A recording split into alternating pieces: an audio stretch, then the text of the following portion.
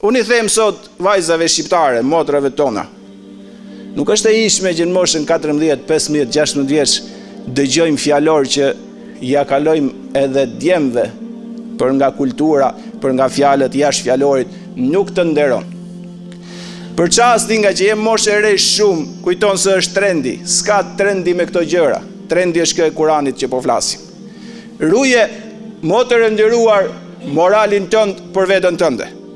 Fisnikërin tënde për veten tënde. Turpin mbaje semaforin e madh që krijoi madhi Zot në qenën e njeriut. Mos e shlon atë, se do t'ju begatoj madhi Zot në familjen e juaj, do t'ju japi një bashkëshort të ndershëm, fëmijë të mrekullueshëm e do të jetoni jetën reale dhe jo virtuale sot me që e shkatron femrën. Motër, mos u gënje kot sot, se unë e di, je sot 20, sa shkosh 30 dhe vetë o pendohesh, problemi mos bësh gabimet 20 deri 30.